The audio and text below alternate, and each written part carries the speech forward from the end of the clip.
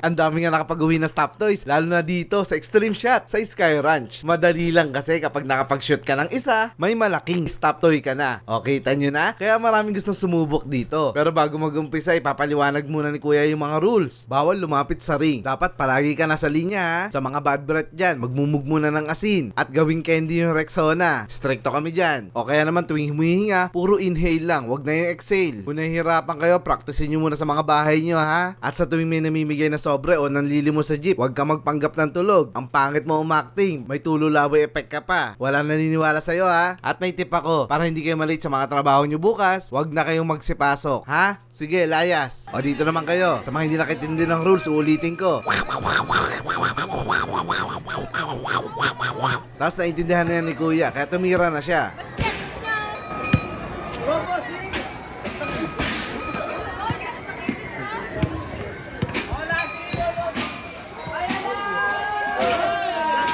Wala rin naman palang pumasok, tinanstrate ko pa. O tignan nyo to si Kuya, 2 bola yung pumasok sa kanya. Uy, pasok oh. Sa iba pumasok.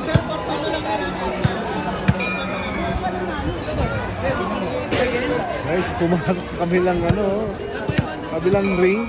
Panalo na yun, guys. Yun oh, pumasok na naman oh. Oh. Ayan oh. Kita nyo na, oh. Kaya ginaya ni Fowler para yung malaking stop toy makapag-uwi rin siya.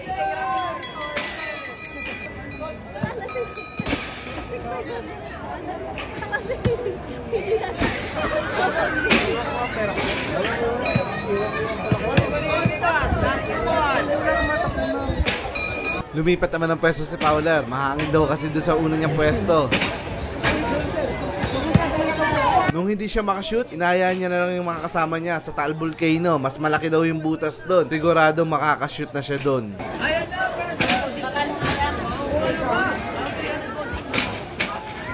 Yun!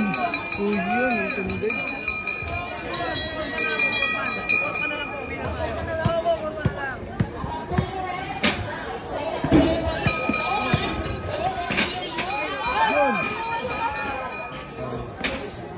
Formality na lang yun kasi nakapasok na siya.